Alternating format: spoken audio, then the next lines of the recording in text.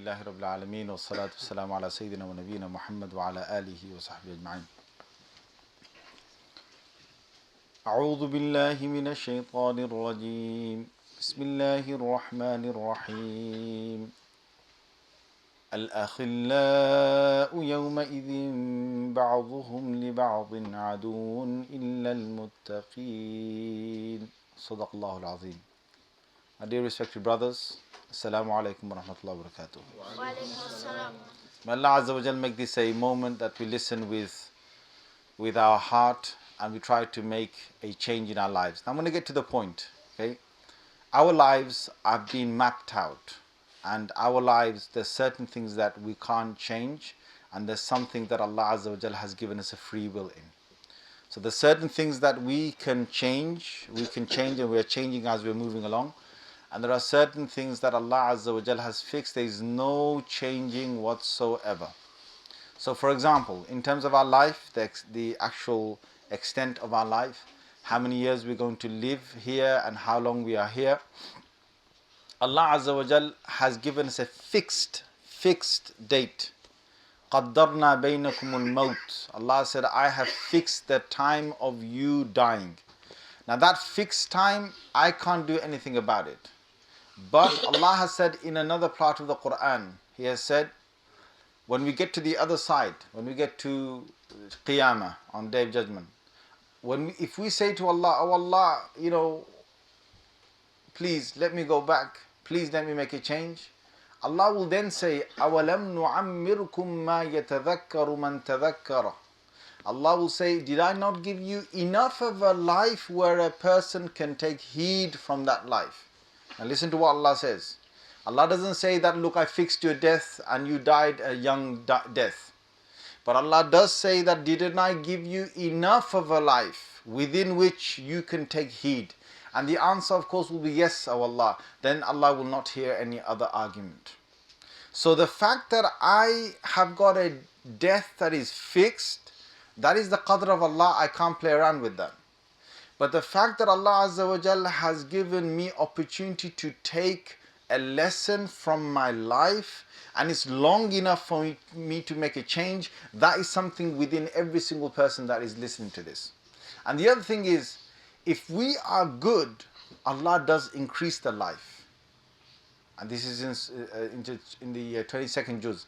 وَمَا يُعَمَّرُ مِن مُعَمَّرٍ وَلَا يُنْقَصُ مِنْ عُمُرِهِ إِلَّا فِي كِتَابٍ مُبِينٍ. Allah has also written that certain people will have an extension of a life because they have been good, and Allah has written that because certain people have been bad, Allah will take their life away slightly. And that is also in the book. But eventually, when do you actually die? That is also with Allah Azza wa Jal. He knows how much you'll go up and down, and He knows exactly the time that will come that we will die. Now the thing, my brothers, is that, and my sisters that are going to listen to this, is that each and every one of us has got parents, or we haven't got parents right now.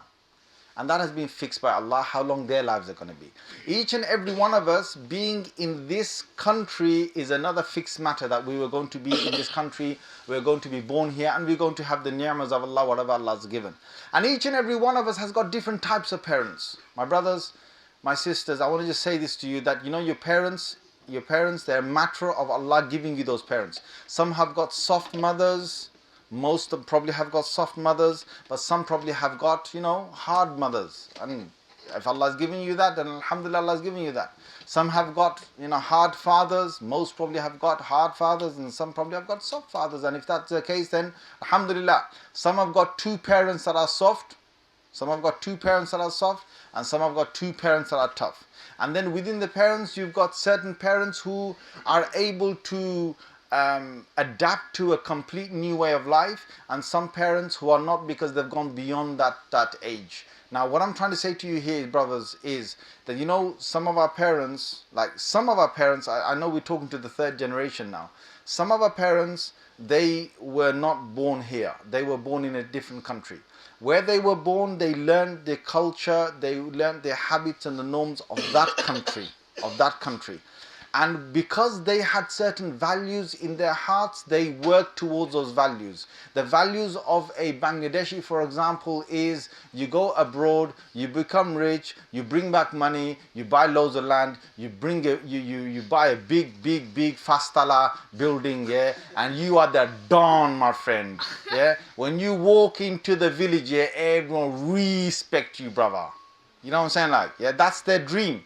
So basically the dream was, you know, they were peasants and they were farmers and they came down to this country, and the dream was, you know what, I'm going to go back here, I'm going to buy so much land here, people won't call me by my name, they're going to call me Haji Sab, you know what I'm saying? Like, they're going to call me Haji Sab, you know, like, I'm respected, yeah. I don't care how many people have done Hajj here, but I'm going to be the, you know, everyone's going to call me Haji Sab. When I get there, yeah, and obviously they give, you know, monies to different poor people and so on, everyone respects them, and when they get a lot of land and then they buy, you know, they make their house or whatever, and then they make a you know, what they call a dolan, which is, you know, bricked house. Is like, wow, the guy's got a bricked house, man. We're all in mud houses, he's got a bricked house, you know.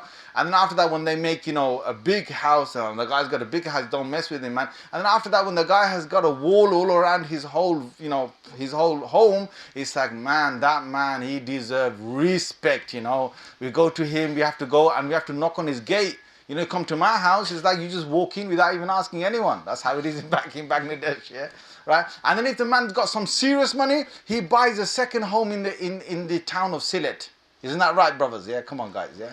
Isn't that right, yeah? He buys another plot of land, another house in Sylhet. It's like now he's got two things. If he wants to go to the village, he goes to the village, and he wants to be in the town, and he wants to get his respect in the town, he gets his respect in the town. Yeah? That's it. The guy has got to the end of, subhanallah, a mission in his life. Yeah. Now, my brothers, I want you to understand that these parents who came back from those, you know, from those countries, they did not ever think that we were going to become a product that wanted to live here.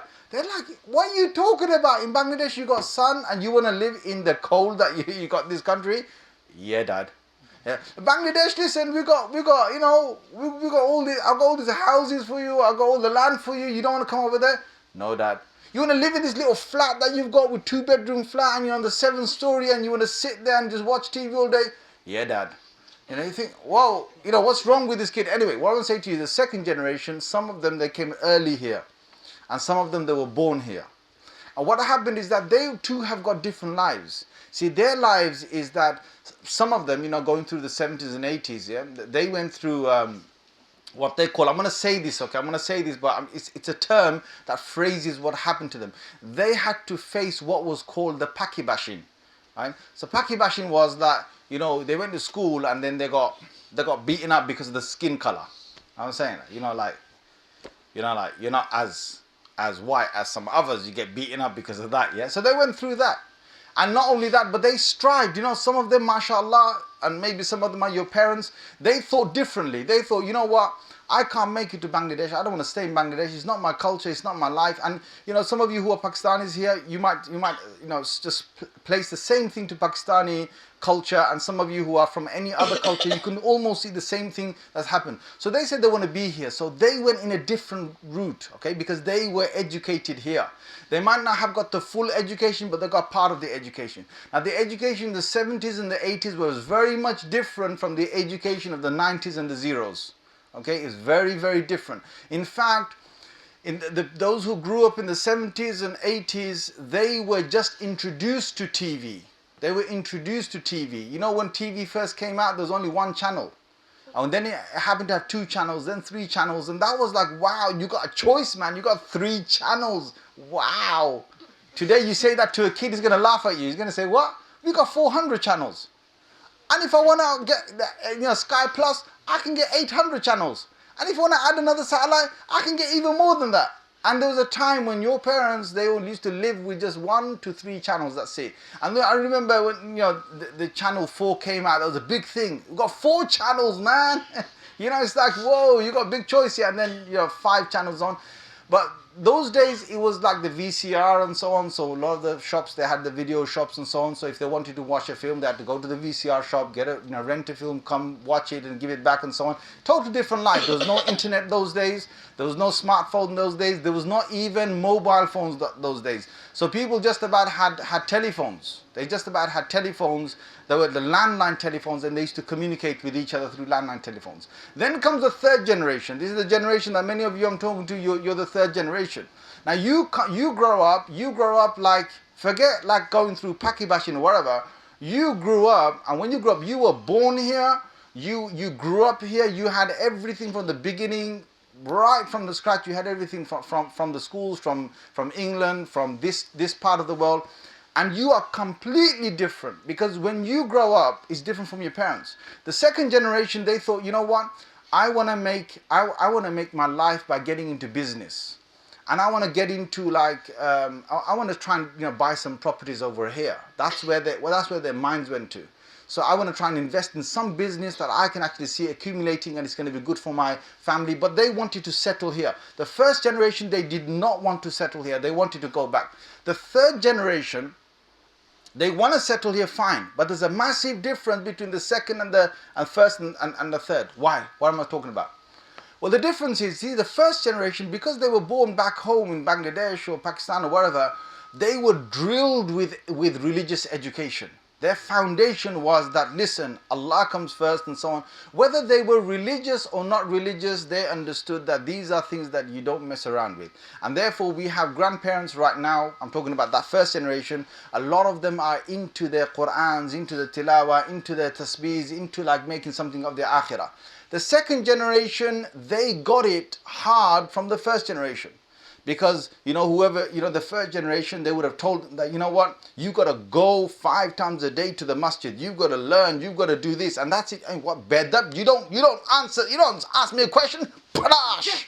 That was it. The second generation asked the question. They saw a hand that came 100 miles per hour towards the face and bash, and that meant you dare ask another question like that, you are going to be 6 foot down. It's like, okay, dad, man, I ain't asking no questions. That was it. When the shaitan came and gave waswasa, second generation, they lifted their head up, dad slap came, bang. It's like shaitan gone, man, brother.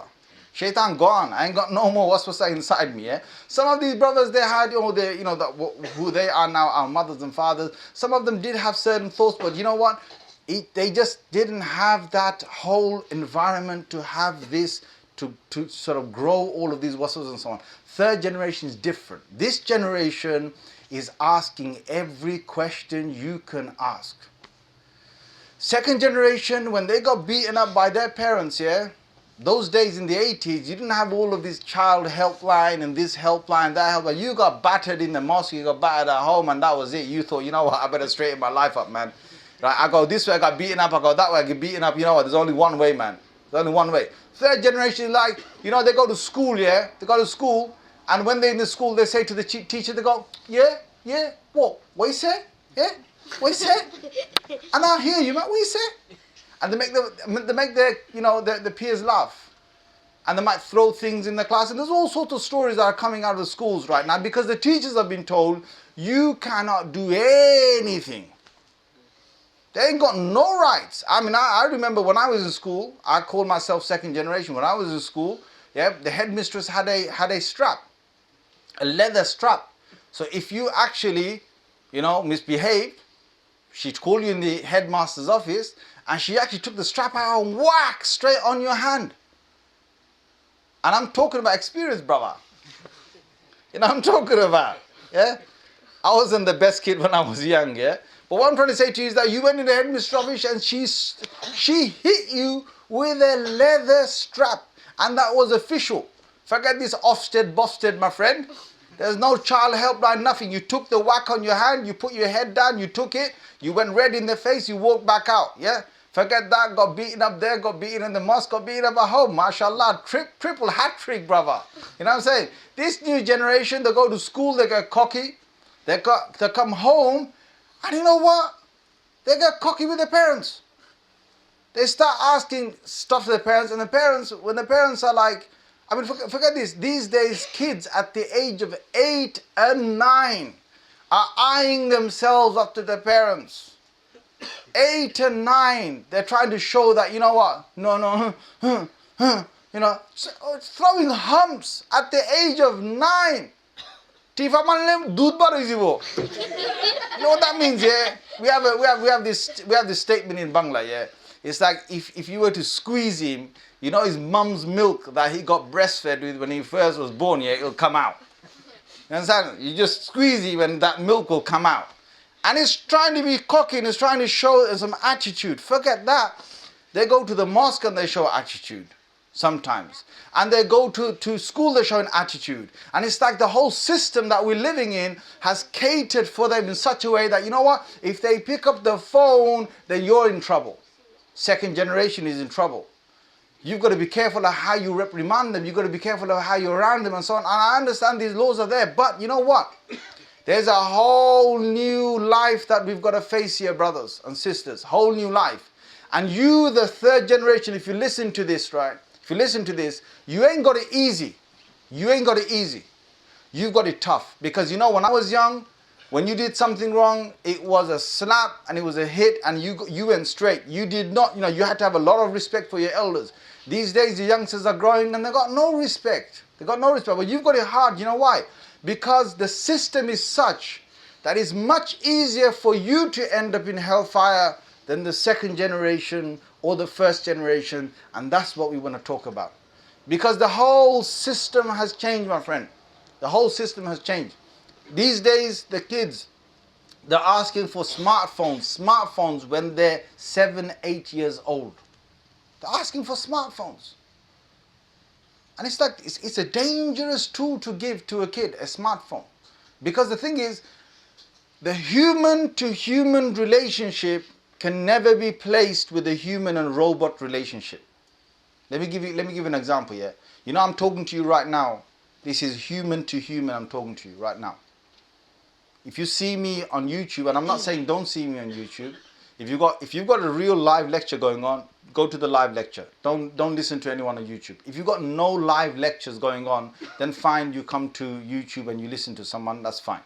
All right? So what I want to say to you, that there's a massive difference in me meeting you today and seeing you face to face and you seeing me through a screen. Do you agree, yes or no? Yes. You all agree. You know why? Because it's human to human. If I was to say to you something right now, like for example, yeah, I'm gonna just demonstrate this for you. I never thought of this before. I'm just gonna demonstrate. I'm gonna say to you, brother, how are you? Alhamdulillah, you good, yeah? MashaAllah. What's your name, brother? Zubair, yeah. And see, you know, when I'm talking to him, yeah, I have to look at his face. I have to look at his eyes, right? And he's saying, Zubair, now if I was to talk to him, I know your brother, you're in front of another 200 people here right now, yeah? Don't mean to embarrass you, yeah? But if I was to talk to him, then it has to be a mutual conversation where he has to be able to talk to me straight away. I talk to him straight away. I have to take a lot of things in consideration. I have to take his temperament. You know, if he was to talk to me and if he was to like keep on doing this and looking at his wrist, his watch, what does that tell me? What does that tell me? That he's not just paying attention. If he carries on looking at his watch and he's talking to, carries on looking at his watch and talking to, what does that tell me? He's got to go. He's got to go. If the brother is like sort of talking to me and if the brother's not wanting to tell me much stuff, then I might think, you know, brother doesn't want to talk too much. But if he's carrying on talking to me, then I can't talk to me. Depending on the way we talk to each other, we go in a certain direction. That is all fine, brother. Yeah? But it's got to be face to face. Now, it's totally different from me texting him. If I was to text Zubair, and if I text him, I said, how are you? Yeah? And he said, I'm fine. It's different from me saying, how are you? And he just said to me, fine. You know why? Because it could be like this. It could be, how are you? Now, who reads that tone? Nobody reads that tone. It's the other end. He reads that tone. He's got nothing from this machine coming as a tone. It could be, how are you? And it could be, how are you? Yeah. And you know, I'm fine. I'm fine could be, I'm fine. And it could be, I'm fine. I'm fine. I'm fine. Right? There's all these tones that you can read, and that's why people end up arguing because of not understanding each other's text messages and understanding each other's emails, because it's a robot. You've inputted data into an Android, a machine. A machine has sent it to another machine, and that machine, the human reads. That's his phone. His phone is a machine. So I'm talking through a machine to another machine and to that person, and that's how we are conversing with one another. My brother, it's different from talking human to human. And I'm being straight with you. And not only that, these kids that are growing up, they've got huge challenges in front of them, because you cannot discipline a human through an Android device, through a robotic device. You can't discipline them. They don't, I'll give you a typical scenario. You have mehman, mehman is, mehman, mehman is guests, yeah, they come to your house. In a typical Bengali house, when the guests come to the house, it's like you as the host, you have to do everything to make their life like 5-star. Okay? These are Bengali to Bengali, okay? So, Bangalir golo gelai, you went to a Bengali house, yeah? Oh, I said, yeah, I check kutur kulla, okay, take your clothes off, whatever. Okay, here remote control now, ka. Is I take the remote control. Oh, cha, johortani PlayStation khalai tani PlayStation, you want to play PlayStation here. There's the PlayStation over there, right? If you don't feel like ho ufre gya room ge khalao giza. Go to the room and go and play. That's it. That's to the kids. You do what you like. The adults come in, yeah. And in our culture, I'll be honest with you, right? There's so much what they call takalluf. Takalluf is you go OTT in trying to be good to them. It's OTT in everything. So they come along, they bring you stuff, yeah, that the hands can't carry, and your stomachs can't eat. But they have to bring it because like shorom lagbo. It's like, we're gonna feel embarrassed with it. So they bring it for you. You shouldn't have got all this, you shouldn't have got all this. And if they turned up at your door without getting it, you wouldn't have been saying that, brother. You would have been like, acha, anchoina. They didn't bring us anything, did they? I wonder why. So they bring all that stuff and they put it over to your table, yeah, and they, it's all, you're all happy with it, and then you have told your wife to cook, right? Go OTT with cooking. 2 fish curries, 1 meat curry, 1 chicken curry, 1 bazi, 1 fried fish here, 1 dal, and on top of that, she's going to make the salad and there's going to be some dessert as well. And after serving all of that, the guests are going to say, Yalla, ototaran lagi lagi. Oh no, why did you cook that much for? And you're going to say, now, Jina, kitchuna is nothing, I couldn't do much for you. And really, the guy's trying to think, where's the 8th one? Where's the 9th one? Is the 9th one coming? Whatever. And if you had cooked 2 or 3, or if you had cooked 1 or 2, the guy would have been eating saying, the guy cooked me 2, man. Took me 2 curries. 2 curries. Gina, 2 curries, man. That's it. The guy didn't respect me, did he? Shomman nai, ijjot nai. Didn't respect me, man. 2 curries. That's what's going to go in his head. And what's going to go in your head is, oh my God, I couldn't do that much, yeah? It's all OTT. It's all on the face of it. And then what happens after that is, the food is a big thing, yeah? After that, they come sit down. You know what happens? The oldies go into the oldies room. Budain go with Budain, yeah? The Dadain and the, bit older type, they're in their own little room, and they're just relaxed, sitting down on their sofa. They're having their conversation. Then the middle-aged people are in their own room. Normally it's the sitting room, the sitting room.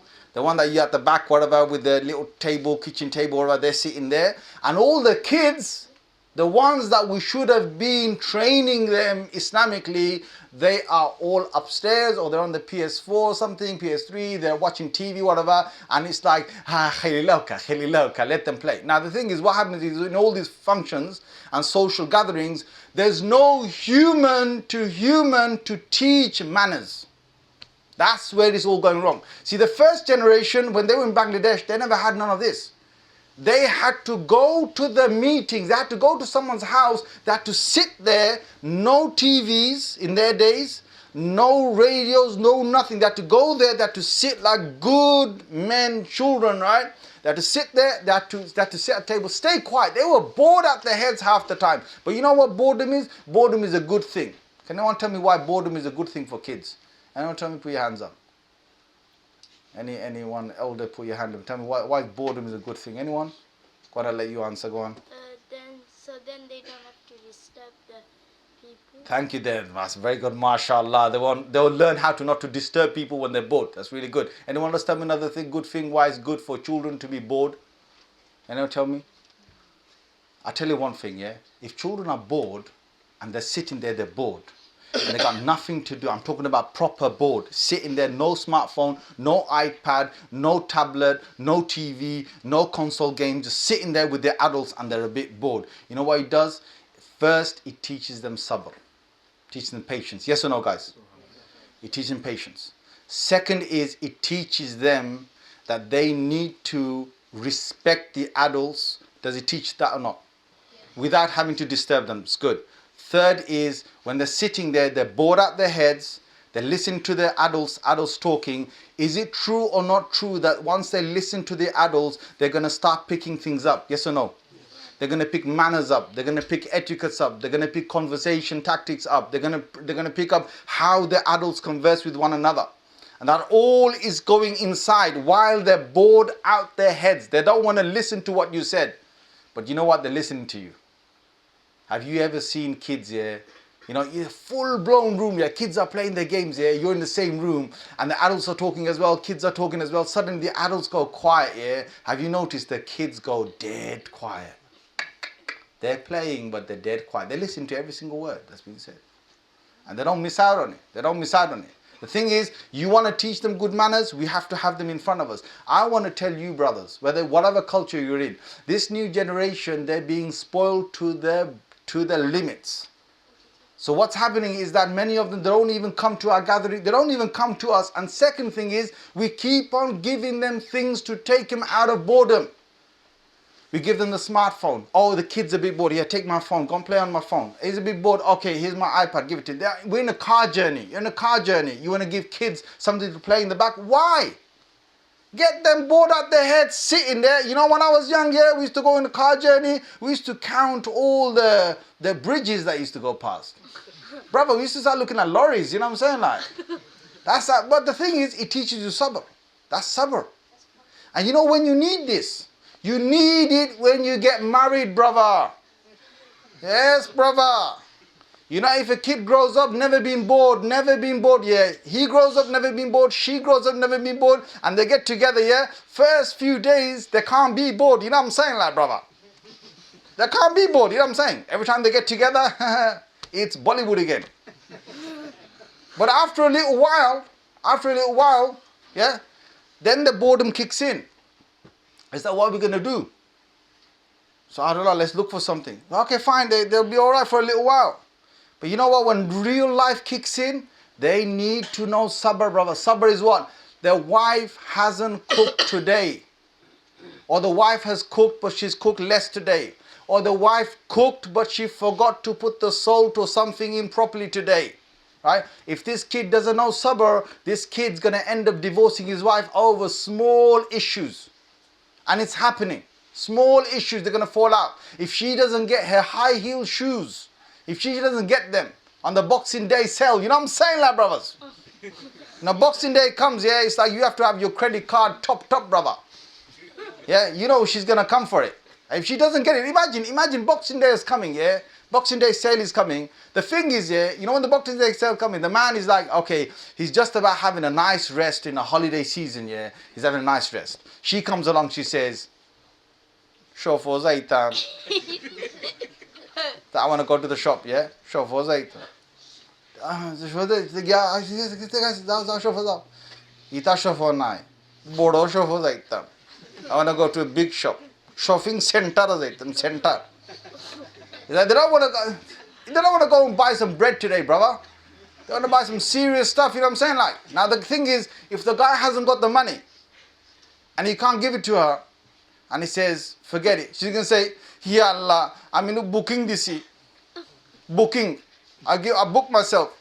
Book yourself with who? Shunalizar. Or Rufalizar. Or Husnazar. They're going to go 4 o'clock in the morning and they're all gathering together and I'm supposed to meet them as well. How am I going to look like? He's like, who told you to make Shunali your friend and Rufali your friend, mate, my friend? That's where it all goes wrong. And if the husband doesn't give it and sabr hasn't been taught there, that's it, brother. It's going to be bust up. If you're living in a 2-bedroom flat and one of you wants to just get bigger and bigger and bigger, and you haven't learned when to stop saying, enough is enough, there's big problems in the marriage. And where does it all start from? It starts from a young age. When a kid says to his dad, I want a smartphone right now, or I want a phone, or I want to have, let's just forget phone, yeah? What most kids start off with, they'll say that I want to have that console game. Dad, PS4 is coming out, PS4 is coming out, PS4 is coming out. When's it coming out? It's coming out December, I say, okay, son, will I get PS4? Will I get PS4? Dad, please, I love you. Oh, you love dad or you love your PS4? Sorry, I didn't ask you to do that, yeah? They come PS4. So basically they're doing, the targhib, they're warming the dad up. So okay, he said, okay, I'll see, yeah? So when the actual date comes, the kid wants the PS4, so he gets the PS4. Your dad goes and gives him PS4. Now the next, you telling me that he's just going to get PS4 with 2 games, he's going to happy? No, he's not. He's going to say, Dad, I want that game. Black Ops, I want that game, Black Ops. All my friends are on it, I want that game. Is there a game called Black Ops, yeah? Yeah? La hawla wa la quwwata illa billah. I want that game. So he gets it for him. Now he's not going to stop there. I want the other game, and so on. And all my friends have got phones, please. And if he can't go to his dad, he's going to go to his mom. He's going to start, pulling his mom sorry, Mom, please, tell dad. She goes and tells dad, and the dad shouts whatever, she comes back, hey, Dad said no. So, okay, now he knows he's going to wait for 1 more week before he comes to his mom again. So he's going to carry and tell his mom, I want that. Then mom goes back to the dad and dad says, hey, your dad said you can't have it. Okay, he knows he's going to wait for maybe 2 more weeks here. He's going to carry on. He knows the system. He goes and nags at his mom. His mom is fed up, so she nags at the dad. The dad gets fed up and says, Negi, take it. Just get off my back. Now listen, mate. You can do this when you're young, yeah? If you don't teach your kid when to stop moaning and when to stop nagging in the house, then when he gets or she gets to a married life, it's game over. Can you imagine a 22-year-old, 25-year-old, they're together, and it's like, I want this, I've got to get that dress, no, I want that dress, okay, here, take the dress. It doesn't stop there. I that dress is nice, but I want the shoes that match it. Okay, take the shoes that match it. But then I want the handbag that matches the shoes and the dress. I want the handbag that matches the shoes and the dress. Is it take that then as well? Thank you. I love you. Now I want the second one. The second dress. It's like, Ya Allah. Second dress, second shoes, second bag. Third dress, third shoes, third bag, right? And then it doesn't stop. And that's the woman. What about the man? The man wants to go and he wants to go and do what he wants. Astazibun hailam, fashtatar hari, tairande tinta. All my life I had 5 curries. My mom used to cook 5 curries and she cooks 3. Yeah, how dare she cook 3? Or she cooks 2. I can't take this anymore. I mean, come on. Where did this come from? The monster came from a young age.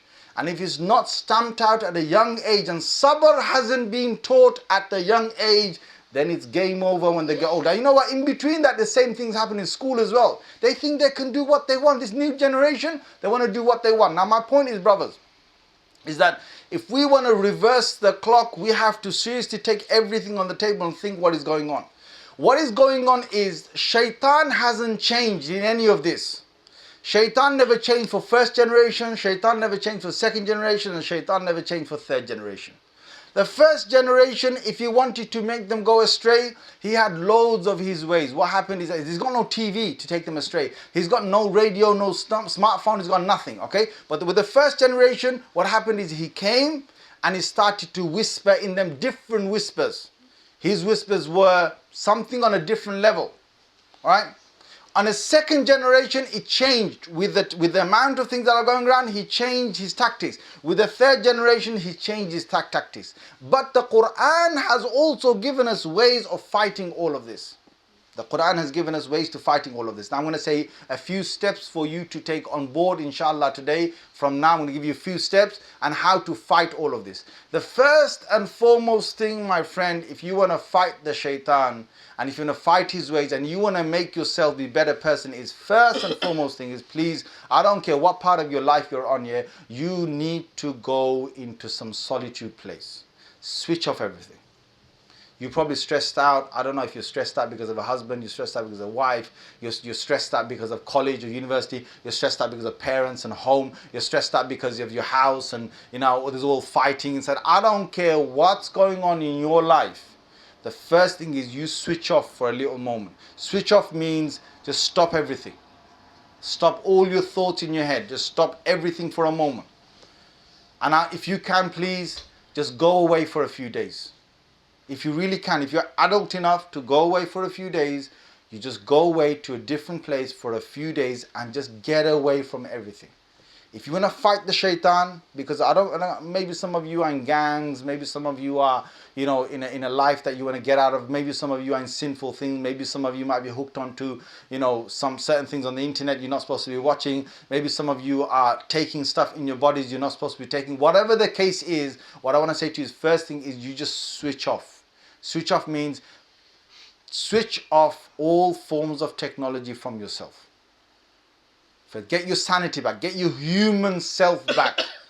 Robots are around you, and I'm being serious here. The amount of technology that is flashing in our eyes, and we're communicating, your smartphone, everything else, just switch it off. Get back to your human self. A human can only save a human. A robot will not save a human. A phone will not start telling you. You know, your Siri on your Apple is not going to say to you, I'd like to give you some advice, sir. What's the advice you want to give me? I'd like you to start doing some dhikr, sir. What is dhikr? Say subhanallah, sir. You serious? Yes, sir. Why is that? Because we're all going to go to the akhirah, sir. We're talking about akhirah. Is Android going to go akhirah? Your iPhone going to go akhirah? No robot is going to be ever trained to think like a human being with the beliefs of the akhirah. So first, switch it all off. Second thing is, you know, whatever's going around you, whether it's stress, whether it's arguments, whether it's your own self, just pull away from all of it. Pull away from those friends for a small moment. And then reflect. When you switch it all off, reflect. And when you reflect, what you reflect on is, what is happening to me? Just think. Just sit down and think. You are good enough to find your own solutions within yourself. And the first and foremost thing you need to think of is, if I see my parents as the source of my problem, if I see my brothers or sisters source of my problem, if I see my friends source of my problem, if I see my enemies source of my problem, if I see that I am the source of my own problem, because sometimes, you know, the biggest enemy is, brothers, the biggest enemy is the self. It's bigger than your biggest enemies you've got out there. The biggest enemy is yourself, and a human needs to realize that. What am I talking about? How can you be your biggest own enemy? When the ego inside has not been trained, then the ego becomes a monster inside, and it becomes something uncontrollable. That you keep on doing what something inside you wants you to do. It keeps on making you do it. And it's so easy for the shaitan to come and make you go astray, because your own enemy within you is taking you astray. And let me explain that to you, because some of you look a bit confused. Let me explain that to you. When a person is addicted to something, he's addicted because of his own self, his own ego. His ego makes him addicted to that thing. And once that is turned towards lust and desire and addiction, then the person becomes a slave of the master, which is the ego within himself. He can't or she can't control it. So first is switch everything off, then reflect.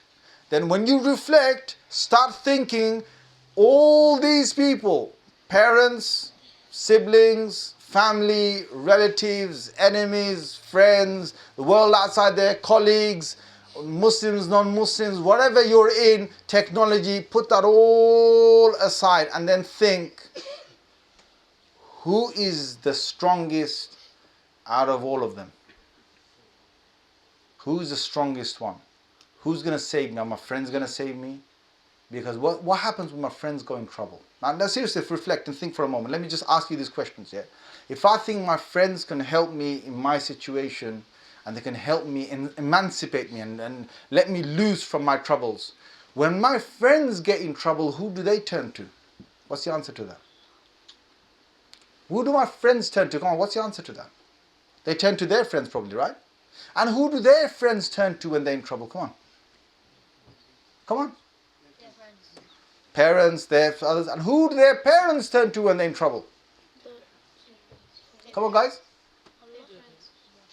Their own friends. Your parents have got friends. They turn. And who do they turn to when they're in trouble? Their friends. And who do they turn to when they're in trouble? Friends. Eventually gets to what? Allah. Allah Azza wa Jal. There comes a moment in everyone's life that you see no one that can help you except Allah. When my brother's in trouble, he can go to his friends. When my brother's in trouble, he can come to his own brothers and sisters. When his brothers and sisters are in trouble, they can go to brothers and sisters. But when no brothers and sisters can help, who do you turn to? Allah. Allah. When parents can't help you, who do they turn to? Allah. When every one of these human beings, if they're in trouble, they're going to turn to Allah. And let me give you a scenario. You might think, well, not everybody does that. There's certain moments, I don't care how bad the person is, they see nothing but Allah.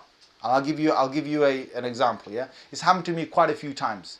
You're on a plane. Have you guys been on a plane? Yeah? Yep. You've been on a plane, yeah? Good.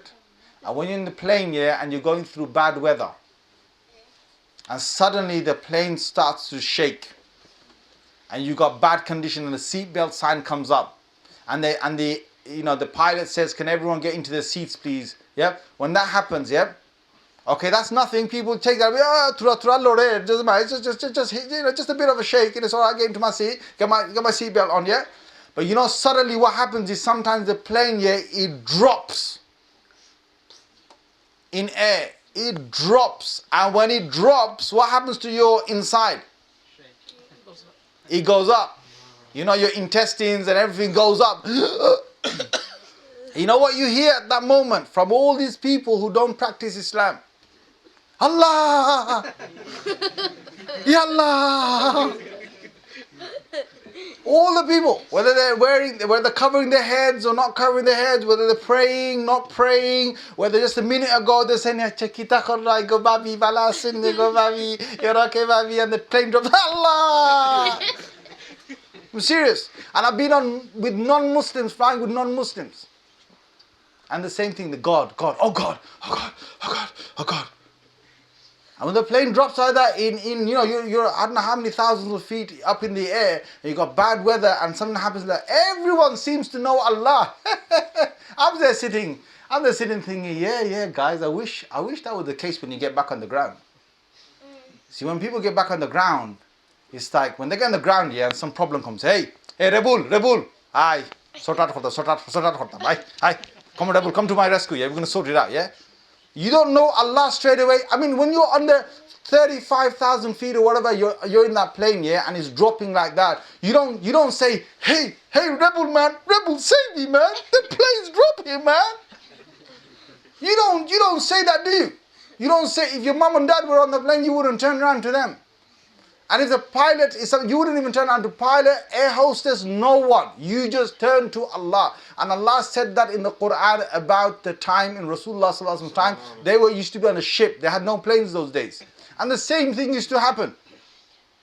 When the seas used to surge, and the clouds used to start getting thicker and thicker above, and it used to get dark, and the storm was brewing, and the seas were surging, and the boat was like a toy in the middle of nowhere, and at any moment it could flip over. This huge boat could flip over.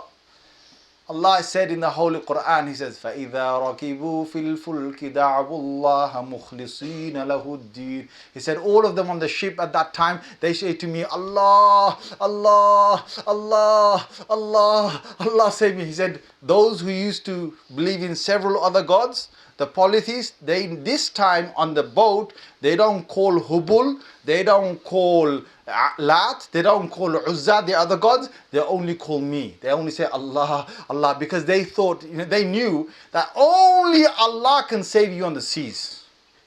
And Allah then says, when I return them back to their land, then they don't know me as the first call.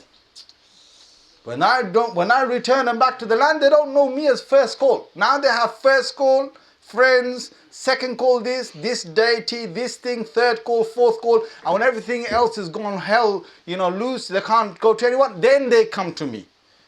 When really, if you switch off and you sit there and you think, you know what? Who's the first call in every single matter? Take his name. Who's the first call? Allah. You should never be friend. You're in trouble, my friend. You want to emancipate yourself. You want to save yourself. The first thing is you sit there and you think, if I don't go back to Allah, there is no one that can save you. You can pick up hadith books. You can go to Islamic lectures. I know brothers who are trying to get themselves out of haram. They go to Islamic lectures. They go and listen to these YouTube channels. Some of them, alhamdulillah, they come straight out. Some of them, they're trying to come out, it takes them a few years. Some of them, they're stuck in a limbo. They make the intention to come out, then they get sucked back in. They make the intention to come out, they almost come out, they get sucked back in. And they come out and they get sucked back in. And they're in that limbo. And some of them, they listen to these YouTube channels of Islamic scholars, and when they listen to them, they say, yeah, I like him. Yeah, I like him. The guy ain't going to move an inch after that. He's not going to get up to pray. He's not going to get up to do any dhikr, nothing. He says, I like him. Let's listen to another one. On his chewing gum. I like him. That's it. And there's some of them who will come across the Islamic channels or TVs, whatever, and they look at it and think, Ita kitabe. What is that? Change the channel. Don't want to see him. There are people like that. The thing is, the one who's going to change, if it's you, you're only going to change because of Allah Azza wa Jal. You're not going to change because of yourself. So the thing is, you need to be humble enough to call Allah. And my friend, you're going to say to me, when I call Allah Azza wa Jal, when I call Him, is He really going to listen to me? You're going to think, is He going to listen to me? Me in the middle of this world here that I've done all this. Listen to me, my friend. You've got no escape. You've got nowhere to go. Eventually, you have to go to Allah, and I have to go to Allah. Agree or disagree? Eventually, there comes a day when, you know what, mom don't even matter, dad don't even matter. Allah said that in the Holy Quran. Brothers don't matter, sisters don't matter, nobody matters, nobody cares for anyone. Allah says in the Holy Quran, فَلَا أَنْسَابَ بَيْنَهُمْ يَوْمَئِذٍ وَلَا يَتَسَاءَلُونَ. On the Day of Judgment, there's going to be no relatives, there's not going to be no one calling anyone uncle. No one says dad, nobody says son, nobody says daughter, nobody says brother, nobody says sister. On the Day of Judgment, وَلَا يَتَسَاءَلُونَ. They don't even ask, how is my brother? They don't even ask, how is my dad? They don't even ask, how is my son? They don't ask, how is my wife? They don't ask, how is my husband? No questions. Because everybody is asking, how is me? How is me? How is I? That's the question. And that moment when death comes, from that moment till Jannah, nobody knows anyone except Allah. No one knows anyone. I'm telling you, wallahi brothers, I'm telling you now, if I can wake your consciousness up, if I can wake your mind up, nobody will know anybody except Allah from the moment of death onwards. And that's going to be first call. And that's going to be the call, the only call we will know. So the thing is, I need to switch off. And once I've switched off, I come and reflect. And when I reflect where is the ultimate help going to come from. And that is Allah. And when I recognize that, I need to understand Allah has loved me to have come to this reflection. That's the first thing you realize, brothers. I don't care what state of sin you are in. You say to yourself that, you know what, if Allah didn't love me, then I wouldn't have. Now, some of you listen to this talk right now. For you to come to this masjid right now, for you to have listened to this talk right now, Allah would not have even, if He didn't have any love for us, He wouldn't have even got us in this masjid. I wouldn't be here. You wouldn't be here.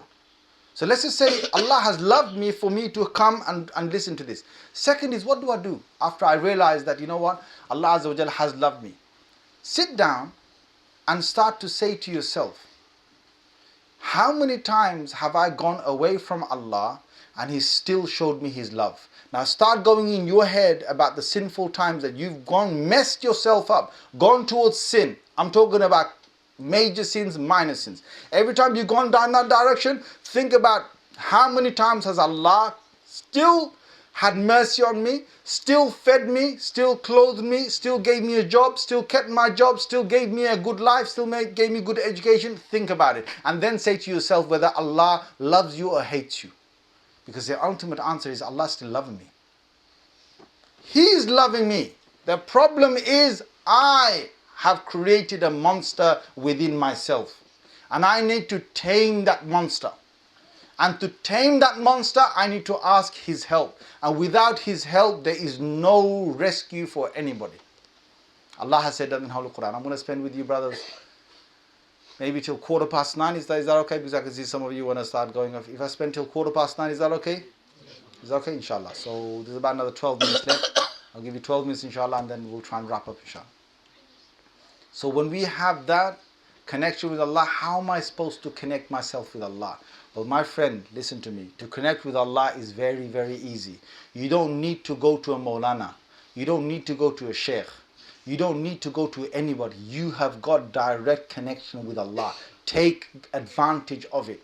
And in taking the direct advantage of it, what you do is just raise your hands and just ask Him. And just say to Him how pitiful you are, and say to Allah Azza wa Jalla, oh Allah, Allah, I'm asking you to save me. I'm asking you to save me. Even if that night you're going to go and sin again, the next day you're going to sin again, just raise your hands and say, oh Allah, I've got these evil thoughts inside me. I want to stop myself. Please show me and direct me and guide me how I'm going to stop myself. I'm asking, I'm begging you. And even if you commit the sin, because you're going to be really feeling really bad. How am I supposed to put my hands in front of Allah? And I know I'm going to commit that sin again. Brother, sister, raise your hands and ask Him. And even if you commit the sin, then what you do is after that, turn to Him again and say, oh Allah, I did it. I know I did it. I feel really bad I did it. I shouldn't have done it. But I'm really asking you, if you don't get me out of this, I don't know how to get myself out of this. And just sincerely asking, because you know why? When the shaitan took an oath, this is the key I'm going to give you now, of how to unlock yourself from the shaitan. When the shaitan took an oath that he's going to misguide all the sons of Adam, he put in there everything he could. And Allah said to him, 2 things if my servants have, then you will not be able to misguide them. Allah said. And shaitan even admitted that, you know, these 2 types of the sons of Adam, I can't take them astray.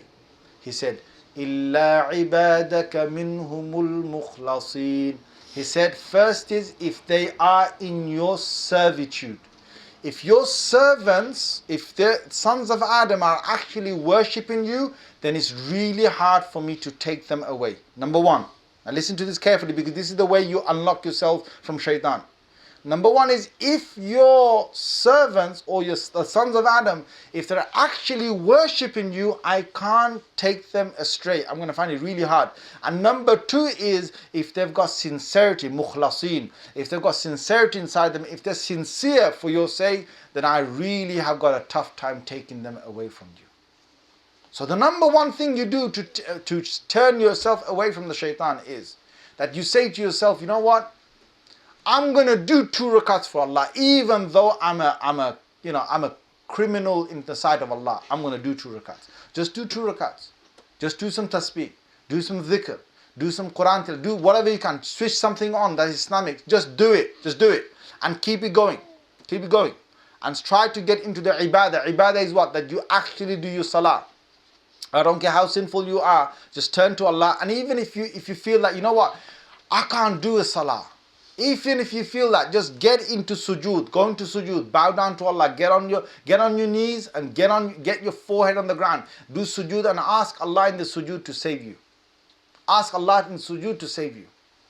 Because there's no one that can save you except for Allah. First. Second is do it for Allah's sake. So make sure when you're alone and you've switched everything off and you've spent some time to yourself, nobody knows of this, nobody's watching you, nobody will know of this. It's just between you and Allah, and that's sincerity. Now you got the shaitan by the headlock, my friend. You've got him by the headlock.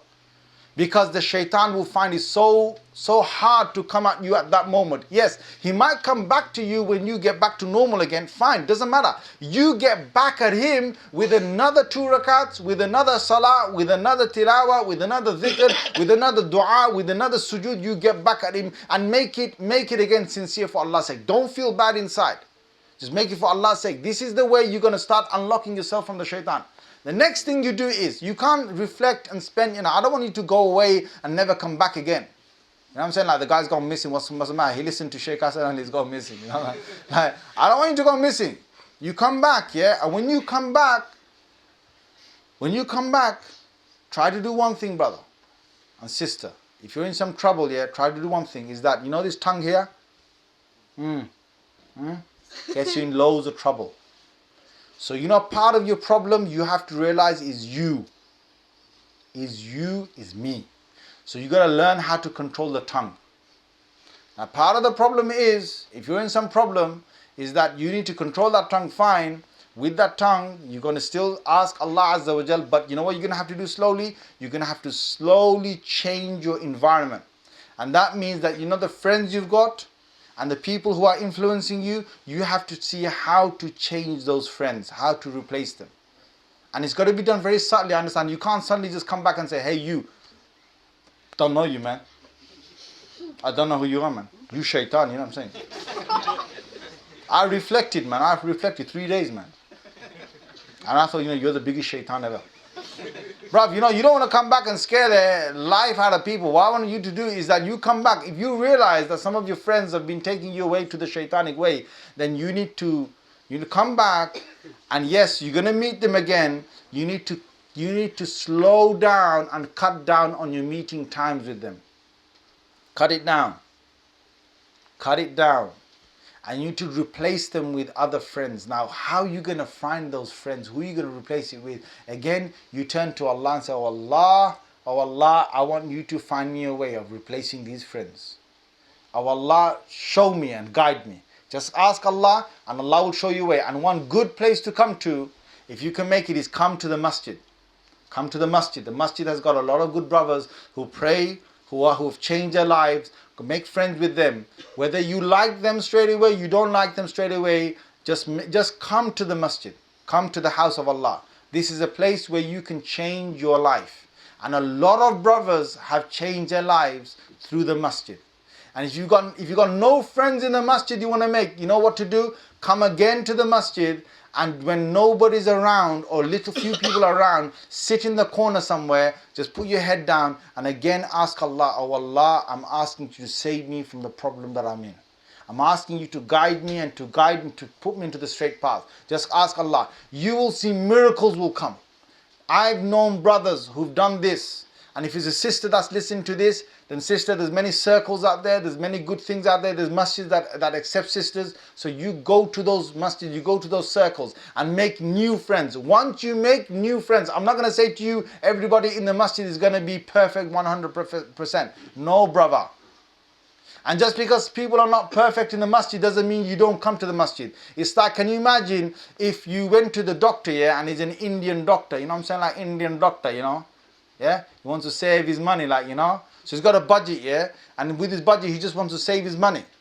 And every time you come, you say, yeah, you next, please, yeah, oh, you, yeah, what's wrong with you? I got, yeah, paracetamol, next one, please, next, paracetamol, and the next one, or Lintus and this one, the few medicines he gives, whatever. If you find that your doctor's not helping you any more than the common thing, are you going to stop going to the doctors, or are you going to change your GP? You're going to change your GP, brother.